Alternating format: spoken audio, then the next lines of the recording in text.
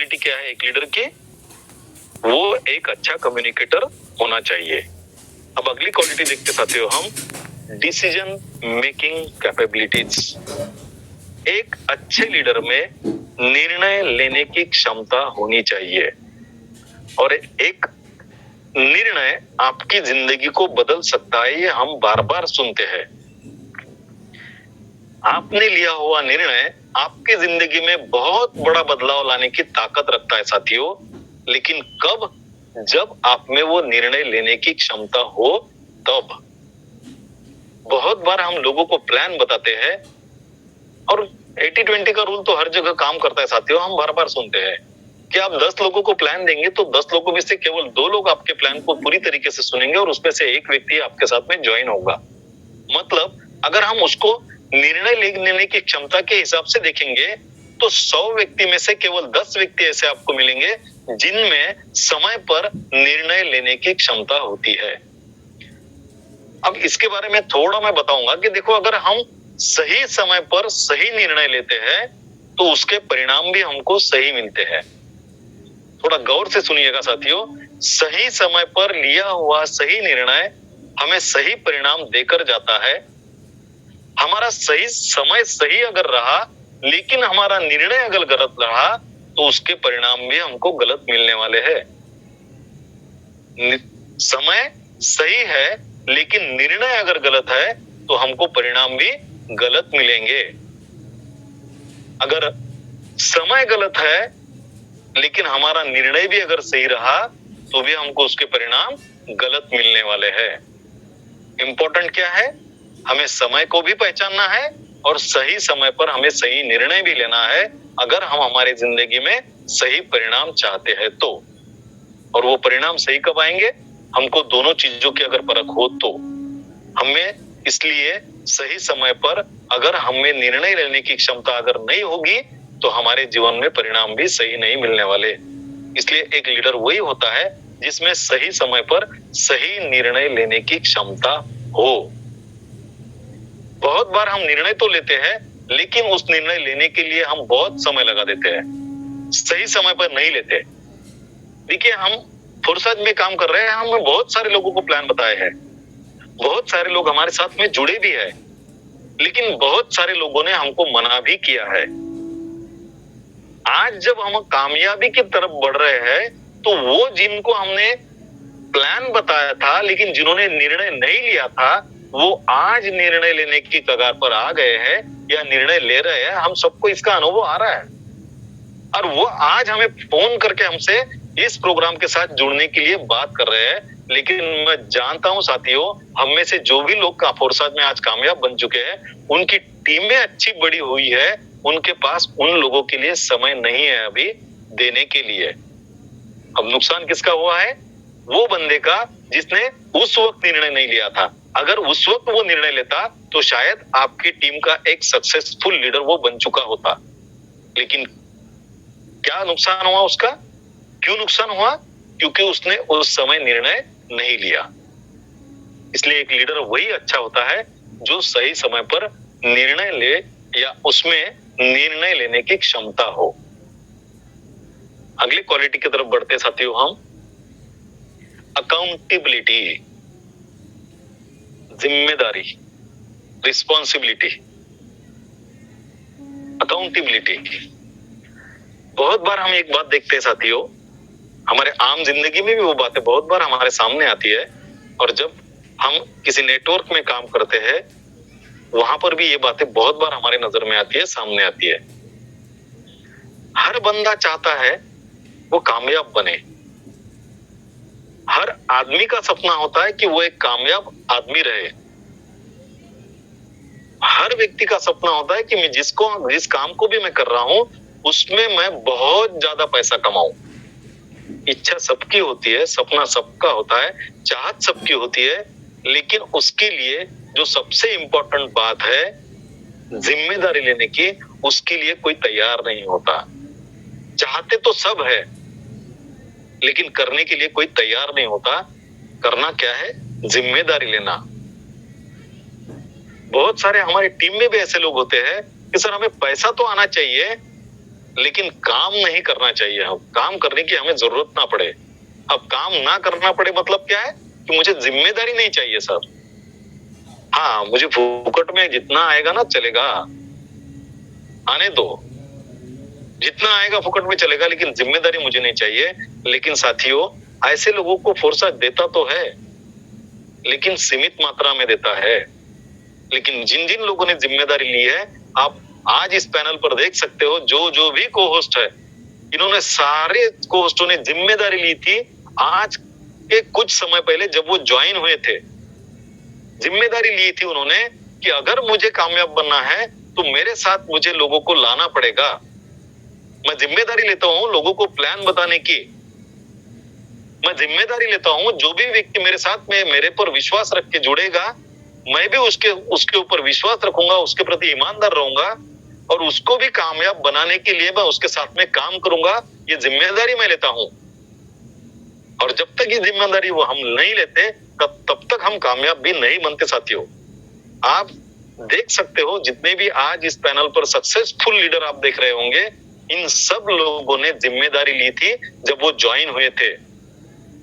उस जिम्मेदारी से निर्वहन किया, इसीलिए उनके साथ में लोग जुड़े, क्योंकि उन्होंने भी देखा कि ये जो सामने वाला बंदा मेरे साथ में आया है, ये बहुत ही जवाबदार बंदा है, जिम्मेदार बंदा है और ये खुद को कामयाब बनाने की चाहत रखता है। अगर ये खुद को कामयाब बनाने की चाहत रखता है, जिम्मेदारी से काम कर रहा है, तो मैं भी इसके साथ में अगर जाता हूं तो मुझे भी कामयाब बनाने की ताकत रखता है। आपकी एक जिम्मेदारी लोगों में, एक जिम्मेदार व्यक्ति देखिए, हर घर में बहुत बड़ा परिवार अगर रहता है तो उस परिवार में कोई मुखिया रहता है, जिम्मेदार व्यक्ति होता है और रिस्पेक्ट सब उसी का करते हैं जो जिम्मेदारी लेता है। और आप अगर चाहते हो कि आप जिस टीम के साथ में काम कर रहे हो वो अगर आपको रिस्पेक्ट करे, वो अगर आपकी तारीफ करे, वो अगर आपके साथ में रहे, तो आपको जिम्मेदारी लेना पड़ेगी। बगैर जिम्मेदारी के कोई प्लीज आवाज नहीं आ रही सर? हेलो सर, आवाज नहीं आ रही मेरी? हेलो सर, आवाज येतोय? आ रही है सर, आ रही है। आ रही है ना sir? Okay sir, thank you, thank you. Yes sir, yes sir, thank you. Okay, thank you sir.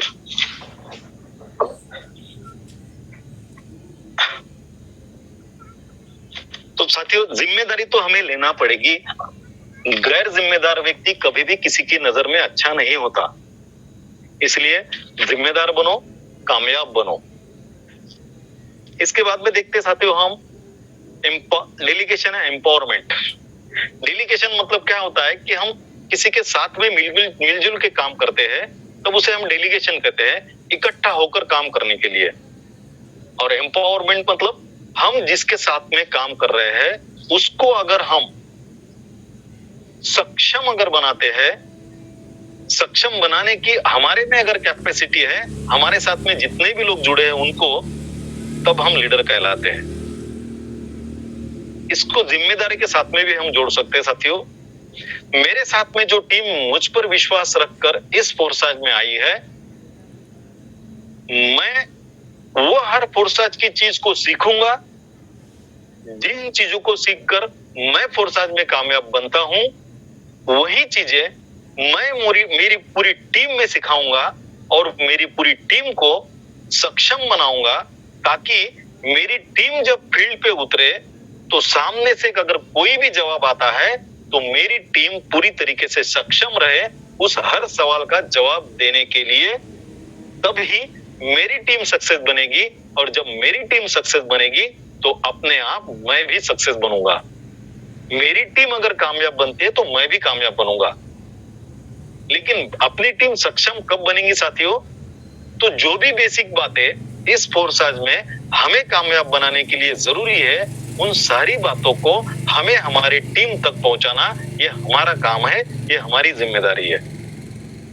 चाहे फिर वो कोई भी काम हो, ज्वाइनिंग से लेकर सामने वाले को हमारे जैसा सक्षम बनाने तक जितनी भी बातें हमें इस फोर्साज में सीखनी पड़ेगी, वो हमें भी सीखनी है और हमारी टीम को भी सिखाकर उनको भी सक्षम बनाना है।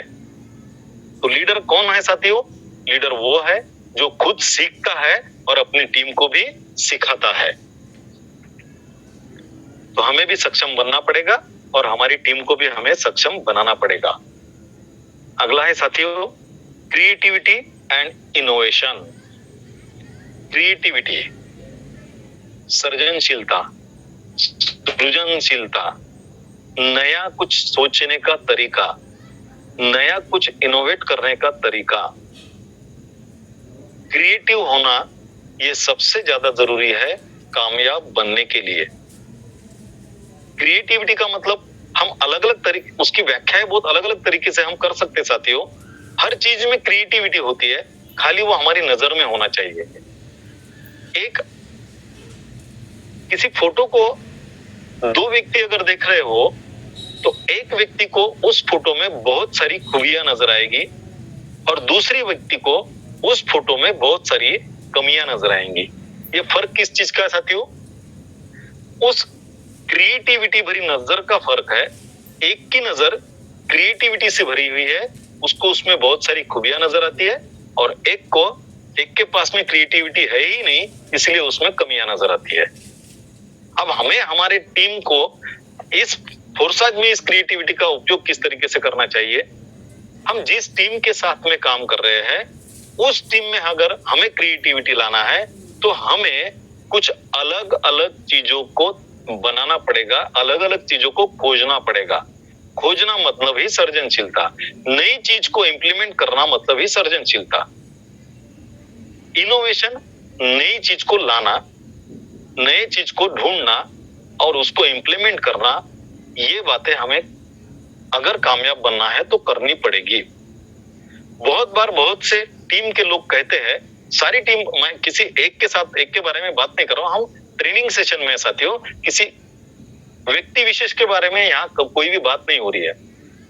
बहुत बार हमारी टीम में से हमें सवाल आते हैं कि सर हम काम तो कर रहे हैं लेकिन हमको कामयाबी नहीं मिल रही है, हमारी ज्वाइनिंग नहीं हो रही है, लोग हमारा सुन नहीं रहे हैं। साथियों हमें तब सोचना पड़ेगा हम लोगों को बता क्या रहे हैं। तब हमें यह सोचना पड़ेगा कि हम बताने में कहीं गलत तो नहीं कर रहे हैं। अगर वही बात हम 10 लोगों को बता रहे हैं और उसमें से हमें रिजल्ट नहीं आ रहे हैं तो हमें ये सोचना पड़ेगा कि हमें हमारे बात करने का, हमें हमारे बताने का तरीका बदलना पड़ेगा, उसमें कुछ नया डालना पड़ेगा, उसमें कुछ इनोवेशन करना पड़ेगा, उसमें कुछ नई सृजनता लानी पड़ेगी, ताकि हमारे अंदर का बदलाव देखकर, हमारी बातों में बदलाव लाकर हम सामने वाले के साथ वो प्रेजेंटेशन करें, उसको वो बात समझ में आए। बहुत बार हम एक ही तरह का प्लान सब जगह बताते रहते हैं, वही प्लान को रटते रहते हैं। जो प्लान हम बता रहे हैं वो खुद हमें भी कभी कभी ऐसा लगता है कि यार मैं कुछ ना कुछ इसमें 100% नहीं दे पा रहा हूं। जब मुझे ही लग रहा है कि मैं 100% नहीं दे पा रहा हूं तो सामने वाले को हम वो 100% से कैसा प्रेजेंट कर पाएंगे? तो उसमें हमें कुछ ना कुछ इनोवेट करना पड़ेगा, बदलाव लाना पड़ेगा। और जब सामने वाले, हम किसी व्यक्ति के साथ में बैठते हैं तो वो जिस तरीके का व्यक्ति है उस तरीके से हमें बात करते आनी पड़ेगी और हमें समय पर उसमें इनोवेशन लाना पड़ेगा, नयापन लाना पड़ेगा, ताकि सामने वाला व्यक्ति खुद अपने साथ में बात करते वक्त उसे हमारे साथ में रिलेट कर पाए। तो सबसे ज्यादा जरूरी है साथियों हमारे प्लान में इनोवेशन लाना, हमारी बातों में इनोवेशन लाना, हमारे बातों में नयापन लाना। तो ये क्रिएटिविटी भी एक लीडर का सबसे अच्छा गुण होता है। वो सही समय पर सही बात को रखने में कामयाब जो होता है वही लीडर होता है। साथियों अभी और एक क्वालिटी को देखेंगे हम, क्योंकि समय भी हो चला है। एक क्वालिटी देखेंगे, 15 क्वालिटीज थी लेकिन 15 क्वालिटीज मुझे नहीं लगता है कि 15 क्वालिटीज हो पाएंगी, इसलिए हम ये आखिरी क्वालिटी लेते हैं, एम्पैथी, सहानुभूति, दया भाव, करुणा, प्रेम। हम बहुत सारे शब्दों से इसको समझ सकते हैं साथियों। सहानुभूति किसके प्रति? टीम के प्रति, अपने आप के प्रति। ट्रेनिंग में बहुत बार ट्रेनर को कुछ कड़वी बातें करना पड़ती है सीखने के लिए, सिखाने के लिए। लेकिन फील्ड पे साथियों हमारे साथ ये चीज काम करती है जिसको हम कहते हैं एम्पैथी या सिंपैथी, दया भाव, करुणा, प्रेम। क्योंकि साथियों हम किसी भी चीज को करते हैं ना, उससे अगर हम प्रेम भाव से नहीं करेंगे तो उसमें रिजल्ट नहीं आएगा। हम उसको अगर मैकेनिकली करेंगे, यांत्रिकी दृष्टि से करेंगे, तो हम हमारी बात को सामने वाले तक पहुंचाने में कभी कामयाब नहीं होंगे। क्यों? क्योंकि ये दिल से दिल तक पहुंचने का मामला होता है किसी भी काम को करना। अगर आपके दिल से निकली हुई बात सामने वाले के दिल तक अगर पहुंच जाए तो वहां 100% रिजल्ट की गारंटी होती है दोस्तों। इसीलिए ये क्वालिटी मेरे हिसाब से हम सब में होना सबसे ज्यादा जरूरी है। एक दूसरे के प्रति प्रेम, एक दूसरे के प्रति सहानुभूति, एक दूसरे के प्रति करुणा भाव होना सबसे ज्यादा जरूरी है। क्योंकि मैं अगर कहीं जाकर मैकेनिकली किसी बात को कहूं तो मैं मेरी बात को सामने वाले के दिल के अंदर उतारने में कभी भी कामयाब नहीं होऊंगा। लेकिन अगर वही बात मेरे दिल से निकलती है तो वो दिल तक पहुंचने में देर नहीं लगती। इसलिए किसी भी बात को अगर करो तो दिल से करो, प्यार से करो, प्रेम से करो। 100% आपको कामयाबी जरूर आएंगी साथियों। साथियों आपने मुझे पिछले 45 मिनट से सुना। बहुत बहुत आप सभी लोग साथियों का मैं धन्यवाद धन्यवाद धन्यवाद कहता हूं। और मेरे गुरु, मेरे मेंटर आदरणीय राठौड़ सर की अनुपस्थिति में मैंने मेरी तरफ से पूरी कोशिश की है देने की। लेकिन गुरु गुरु होता है, गुरु की जगह कोई ले नहीं सकता। इसलिए मैंने उनकी जगह लेने की कोशिश भी नहीं की है। मैं तो केवल उनका एक अच्छा शिष्य साबित होने की कोशिश कर रहा था। और मुझे विश्वास है मैं जिसके लिए ये करने की कोशिश कर रहा था वो मैंने देने की कोशिश की है और मेरे गुरु को भी वो पसंद आया होगा, ऐसा मुझे पूरा विश्वास है। अब बात गुरु की निकली है तो साथियों 1-2 मिनट की कहानी सुनाता हूं और मैं मेरी वाणी को विराम दूंगा। साथियों एक बार एक लड़के को इच्छा होती है, जब वो गुरु के सत्संग में जाता है, उसके आश्रम में जाता है, बहुत सारे शिष्य वहां पे होते हैं। वो देखता है इतने सारे शिष्य, सभी शिष्य काम कर रहे हैं, अलग अलग काम कर रहे हैं। कोई लकड़ियां चुन के ला रहा है, कोई आंगन में झाड़ू डाल रहा है, कोई वहां पे पानी फेंक रहा है, कोई सफाई कर रहा है। सब अलग अलग तरीके के, कोई फूल चुन रहा है, फूल तोड़ के ला रहा है। सब शिष्य काम कर रहे हैं, सब शिष्य काम कर रहे हैं और गुरु बैठे हैं और गुरु बैठ के उन्हें आज्ञा दे रहे हैं। तो शिष्य के मन में एक क्वेश्चन आ गया, सवाल आ गया कि यार शिष्य बनने में तो बड़ी कठिनाइयां है और गुरु बनने में बड़ी आसानी है। तो वो गुरु के पास में जाता है और गुरु से बोलता है कि मैं शिष्य नहीं बनना चाहता हूं, मुझे गुरु बनना है। मुझे उसके लिए क्या करना पड़ेगा? अब गुरु उसको क्या बोलते हैं कि देख भाई, मैं गुरु तो बना हूं लेकिन गुरु बनने से पहले मैं भी शिष्य था। मुझे भी इन सारी बातों को पार करके ही, ये सारी बातों को आत्मसात करके ही मैं गुरु बना हूं। और अगर आपको गुरु बनना है तो आपको इन सारी बातों को पार करके ही यहां पहुंचना पड़ेगा। और जब तक आप ये सारे काम नहीं करेंगे आप गुरु बनेंगे नहीं। तो साथियों कहने का तात्पर्य एक ही था, गुरु गुरु होता है, शिष्य शिष्य होता है। अगर किसी शिष्य को गुरु बनना है तो उसको उसके गुरु को फॉलो करना पड़ेगा। और मैंने वही काम आज किया है, मेरे गुरु को फॉलो किया है। एक अच्छे शिष्य के भांति कामयाब हुआ नहीं हुआ मेरे गुरु बताएंगे। आपने मुझे सुना, इसके लिए आप सभी का बहुत बहुत धन्यवाद धन्यवाद धन्यवाद। और इसके आगे के सेशन के लिए मैं इनवाइट करता हूं मेरे बहुत ही अच्छे मित्र, मेरे मार्गदर्शक, जिनको मैं हमेशा सुनने की चाह रखता हूं, ऐसे आदरणीय योगेश पालोदे सर को। Palode sir please welcome and continue. धन्यवाद धन्यवाद धन्यवाद। बहुत ही जानदार और शानदार आज का ट्रेनिंग सेशन। साथियों, मैंने कहा था अगर आप पहले से इस सेशन में हो तो मैंने कहा था कि खुद के साथ अपनी टीम को लाना है, क्योंकि यहाँ 250 से ज्यादा लोग हम मौजूद थे हैं।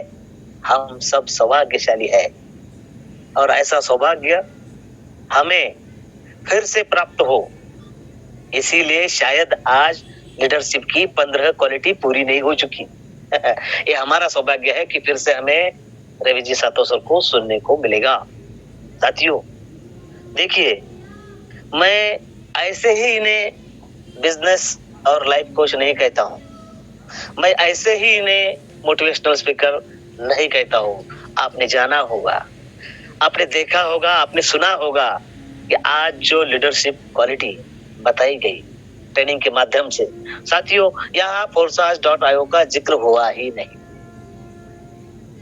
लेकिन forsage.io में ये सब बातें काम में आ सकती है।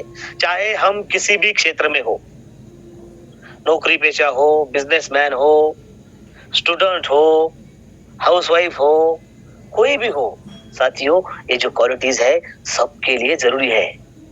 10 क्वालिटीज आज सर ने बताई। सबसे पहली क्या थी? खुद के प्रति ईमानदारी। देखिए, सच काम किया जग में जिसने, उसने प्रभु नाम लिया न लिया। यस, खुद के प्रति ईमानदारी होनी चाहिए। इसमें फोर्साज कहाँ है? लेकिन फोर्साज है। खुद के प्रति ईमानदारी हो, अपने काम के प्रति ईमानदारी हो, जिसके लिए ये सारी बातें टीम और परिवार में भी काम आती है। यस, परिवार अगर साथ दे तो हम बिजनेस में आगे बढ़ सकते हैं, हम हमारे कॉन्सेप्ट में आगे बढ़ सकते हैं, कोई किसी भी संस्था में हो आगे बढ़ सकता है। ये है क्वालिटीज, लीडरशिप क्वालिटीज। कौन सी? खुद के प्रति ईमानदारी, अपने काम के प्रति ईमानदारी। तीसरी क्या थी? आत्मविश्वास, कॉन्फिडेंस से भरे हो, इंस्पायर अदर्स हो, दूसरों से हमें सीखना है, सिखाना है, प्रेरक विचार हो, वचनबद्धता हो, कमिटमेंट हो, पैशन हो, गुड कम्युनिकेटर हो, संवाद कौशल अच्छा होना चाहिए। वो परिवार हो, कोई संस्था हो, कॉन्सेप्ट हो, या फिर forsage.io हो। डिसीजन मेकिंग कैपेबिलिटी होनी चाहिए, निर्णय क्षमता होनी चाहिए। सही समय पर सही निर्णय लेने की क्षमता अगर हो तो हम किसी भी क्षेत्र में आगे बढ़ सकते हैं। forsage.io में तो बढ़ेंगे ही बढ़ेंगे। उसके बाद था अकाउंटेबिलिटी। यस, व्यवहार कुशलता, जिम्मेवारी निभाना। अकाउंटेबिलिटी बहुत जरूरी है। कहा जाता है कि अकाउंटेबिलिटी यानी तारतम्यता भी होती है, और कहा जाता है कि तारतम्य नहीं ज्ञानी में तो ज्ञान गया पानी में। हाँ, ये ना हो, ये हमें सीखने को मिला है। अकाउंटेबिलिटी होनी चाहिए। उसके बाद डेलीगेशन, एम्पावरमेंट, वसुधैव कुटुंबकम का सारा अर्थ यहाँ समाया जाता है इस लीडरशिप क्वालिटी में, क्योंकि सबको आगे, सबके साथ आगे बढ़ना और बढ़ाना, यही क्वालिटी, डेलीगेशन और एम्पावरमेंट। उसके बाद थी क्रिएटिविटी।